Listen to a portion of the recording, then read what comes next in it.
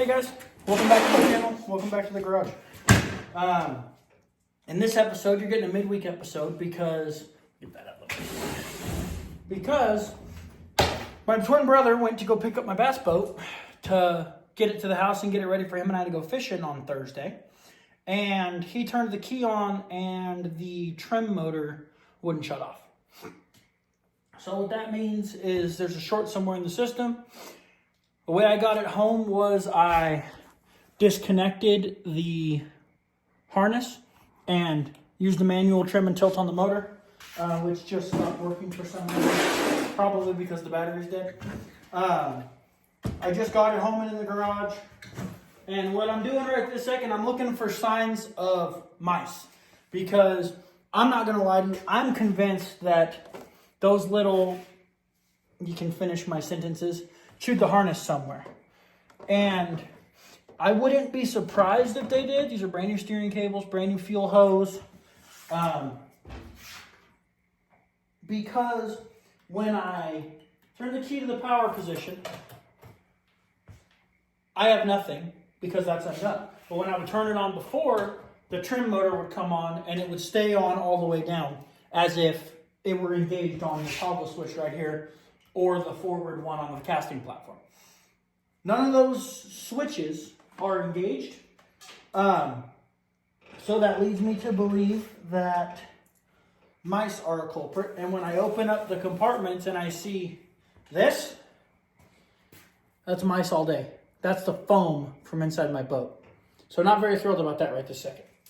And these mice, let me tell you, if they can get into any crack or crevice, they're going to. So what I'm going to do is I'm going to pull this off the controls here. I've got a couple screws holding it in.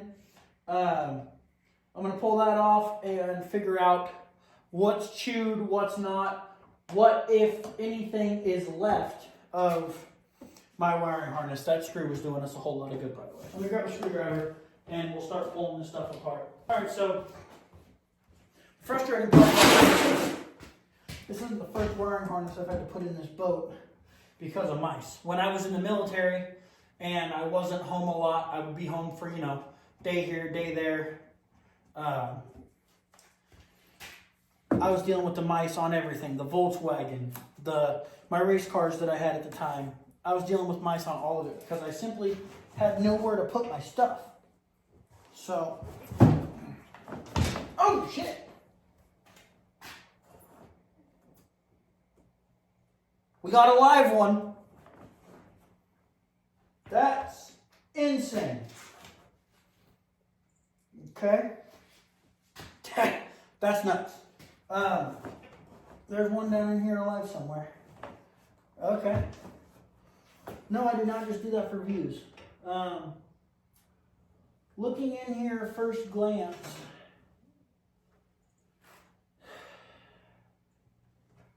I don't see anything super alarming. I really don't. Nothing like super chewed. These aren't connected, but I don't think they were connected to anything anyway.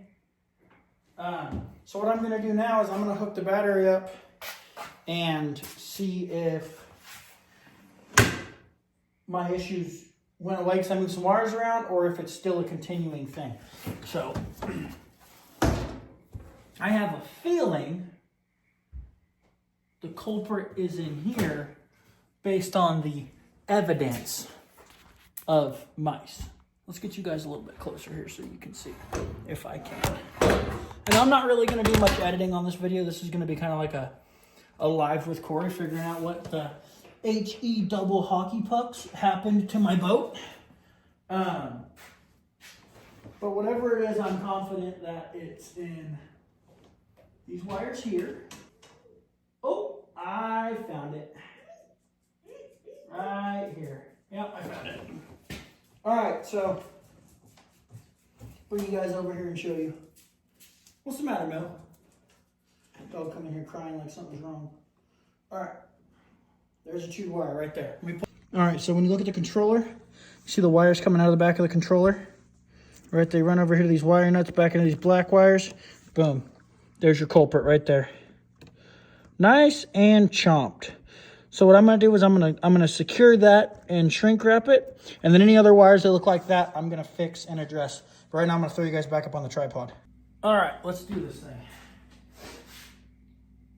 So what I'm gonna do is run some electrical tape around that wire, and with everything in the open, see if I fixed the issue. And if I did, I'm still gonna order a new wiring harness and have the guys at Oakhurst Outboards put it on. Josh and his dad, Ed, they've done all the work on this boat. So when it comes to anything to do with outboards, inboards, please, please, please hit those guys up, because they are amazing in their craft. They're father-son duo, certified small businesses, you know, the kind of people I hang out with and I do work for. So I really want you guys to see that we're a small community up here, and we do everything we can to support each other when we have the means. And who knows, this whole YouTube thing kicks off, maybe I'll be able to buy a new boat. Quick story on this boat, well, it's not quick, but this is the first boat that I ever fished on, ever went out on, ever did anything with. So for me, having this boat back in my family is huge. My mom and dad got divorced when I was two. Cody and I were 2, I think, or 3, somewhere in that range. My mom remarried, and the guy she married was a tournament fisherman, and this was his boat. He bought this boat brand new. He had it for years, and I'm talking years, probably 25 years, rough guess. Add some, you'd be accurate. And I bought it a year and a half ago, maybe 2 years ago from him. I can post some pictures of what it looked like when I got it.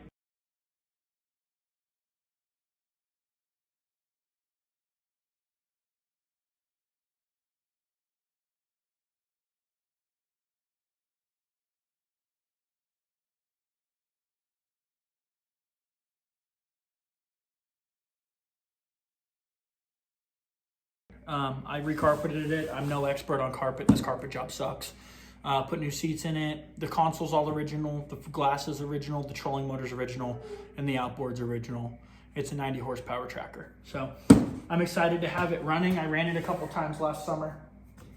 It ran pretty good. We still got some bugs to work out of it, but if Cody and I can get out on the lake on Thursday, then we succeeded. So I'm gonna throw some juice to this battery here and see if I can't get it to bark for me. Okay, that works now. I'm gonna plug the harness back in and see if it starts making trim noises. Let's plug her back in. See what happens. So this is your main wiring harness from your console all the way out. And what it does is it plugs in right here. Kind of, sort of like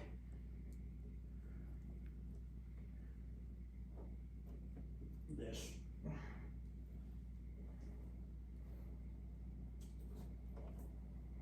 Okay. Key off up there? Yeah. Okay. Now,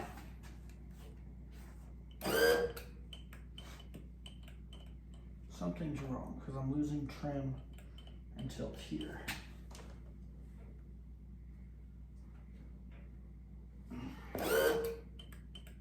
It's going down is the problem.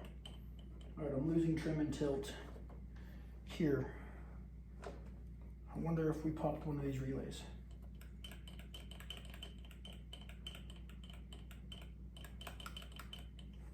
Okay. None of these are chewed on. Nothing of the sort. These are all good. This is okay. Okay, I'm gonna snug that battery down a hair more and see if that fixes anything. Because right now it's just being tight on here.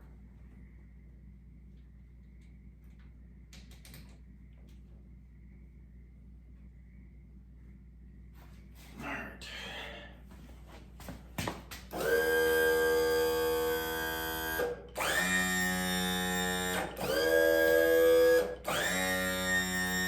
Okay, so that's working. So far, it hasn't come on its own. So maybe we fixed the problem. Let's see. I'm gonna turn the key on.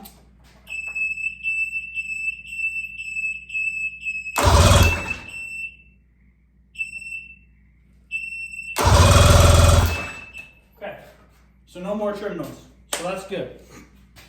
That means we fixed that temporarily. Might hold for 5 laps, might only hold for 1, right? But yeah, so if you're ever in a situation like I am, where your wiring harness on your boat's chewed, but you need to move your boat, all you have to do to be able to safely and securely move your boat is unplug the main wiring harness from your outboard. Okay? Just like this. Leave the battery cables connected to the battery. Your outboard trim still works. Okay? Glad we were able to fix that. Find it easy.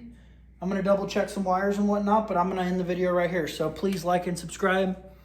Thank you for everything. Thanks for the growth we've had over the last couple months. I'm hoping we can continue that. From Dixie and I, from the bottom of our hearts, thank you. Please like and subscribe, and I'll see you on Saturday.